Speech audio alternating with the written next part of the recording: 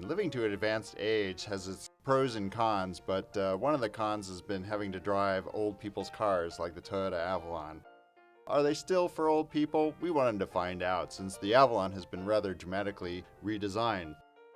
So we gathered together 6 cars that compete in the class with the Avalon, including the new 2014 Chevrolet Impala, the Chrysler 300S, the Dodge Charger SXT, the new, all-redesigned Hyundai Azera, a new competitor, the 2014 Kia Cadenza, which is based on the Azera, and, of course, the redesigned Avalon. We decided to take our 6 cars for the senior set to Battle Creek, Michigan, home of John Harvey Kellogg, who famously co-invented cornflakes and many techniques for keeping people healthier longer. Now, are any of these 6 cars worth living for? Let's find out. Neighbors will notice you when you drive home in the 2014 Hyundai Azera. As with a number of recent Hyundais, the car is a looker, with just enough muscular curve and exterior bling to stand apart in the commuting parade. We were certainly impressed with the interior. The dash looks like it's been upholstered with genuine robot skin, zooming you to the future with majestic sweeps of pseudo-metal and faux carbon fiber. It's a layout that doesn't assume you're 6 feet tall either.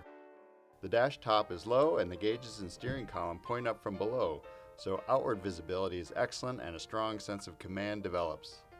Everything about the Azera says yes, that is, until you move the gear selector to D. The problem isn't with the engine or transmission, which works as close partners to create a smooth and eager thrust.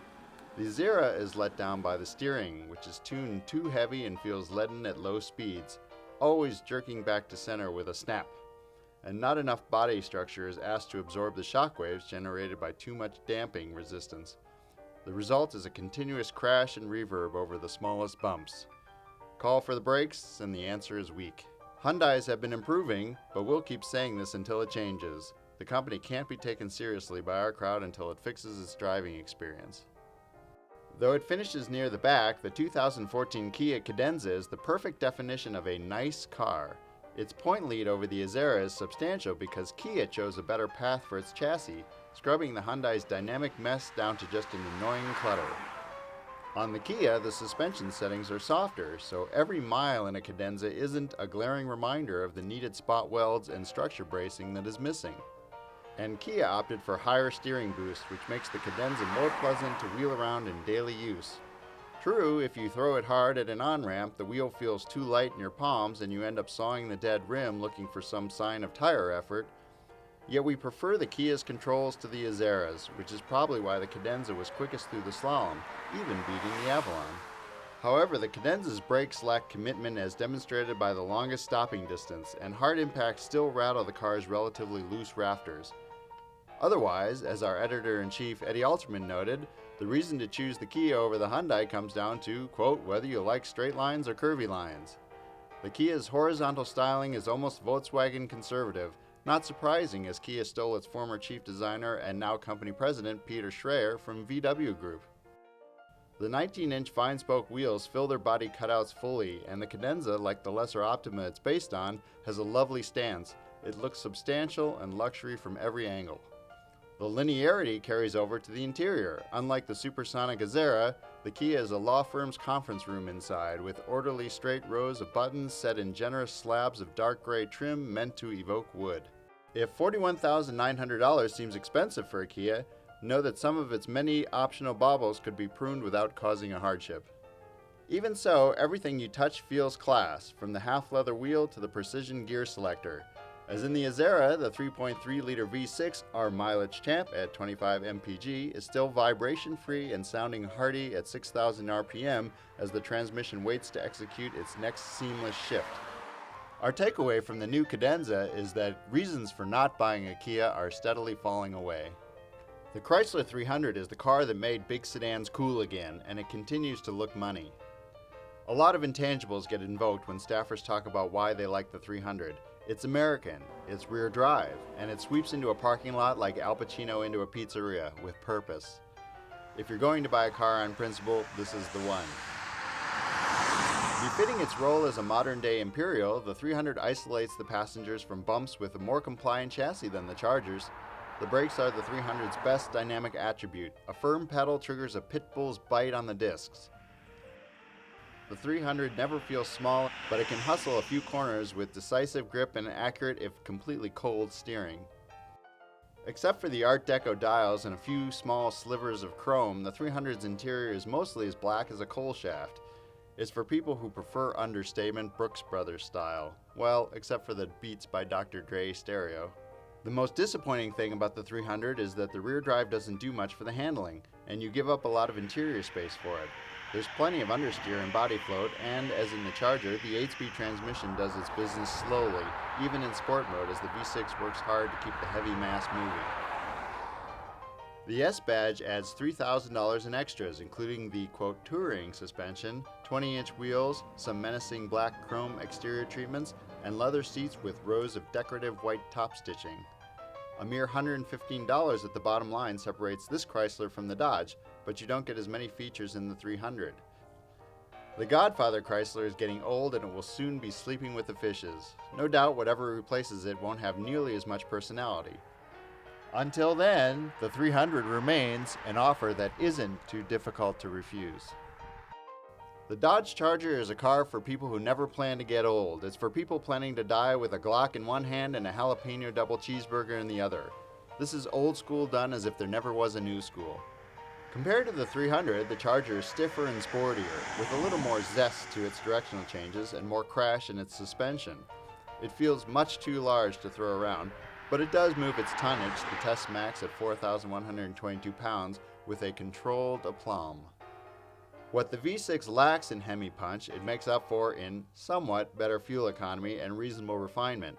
The 8-speed automatic with its electronic T-bar selector is sophisticated German car technology, but sometimes feels a little slow to deliver the shifts. As with the Chrysler 300, there's not so much payoff for the rear drive. The Charger has a numb rack, and you need the Hemi if you want to roast the inherent understeer into a drift. We expect rear drivers to be automatically and radically better, but the superior steering Avalon proves that there's no immutable rule. You definitely pay for the rear drive and interior space, not necessarily in overall measurements, but in the way the transmission tunnel crowds the gas pedal and in the old-fashioned rear floor hump. The Charger's seats were despised by all, mainly for the way the upper backrest falls away, leaving behind some fatiguing pressure points and a vacuum of support. Don't wander into a Dodge showroom expecting the same Epicurean pampering that Kia and the others strive for. The interior is a stark, dark cave of mostly hard plastics, though the giant snowplow blade pressed into the dash's decoration livens things up.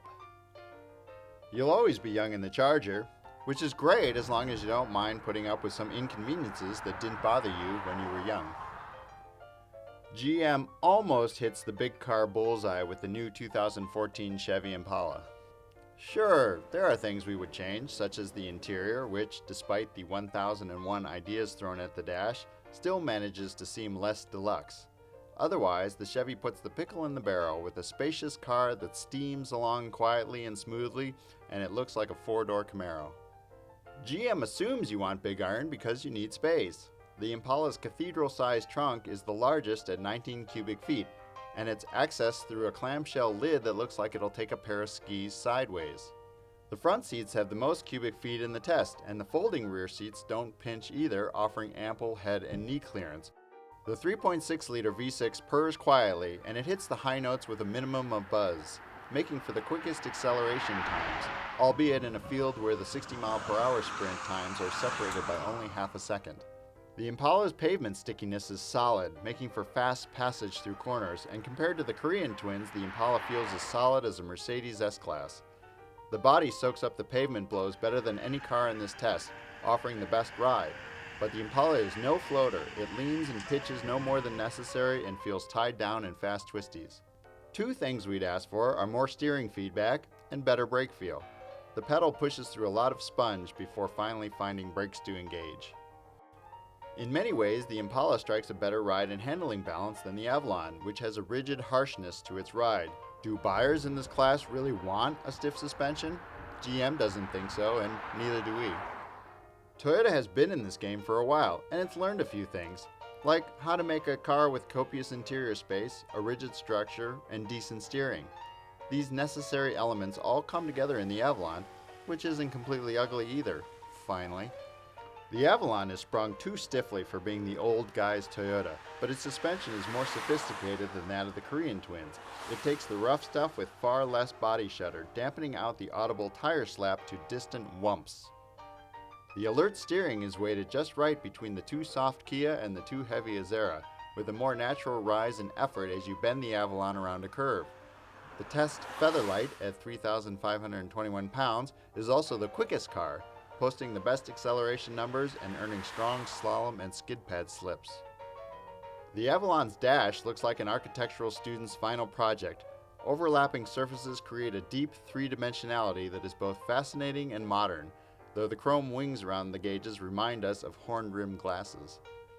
The scores seesaw through this test. The Avalon joins the other Far Easterners by earning high marks in the static categories of design and fit and finish, while the Detroiters do better in the dynamic categories. However, the Avalon is a shapely, gifted consensus builder, doing as good or better in all the measures, and it best fulfills our prescription for high quality and low stress in a near luxury sedan.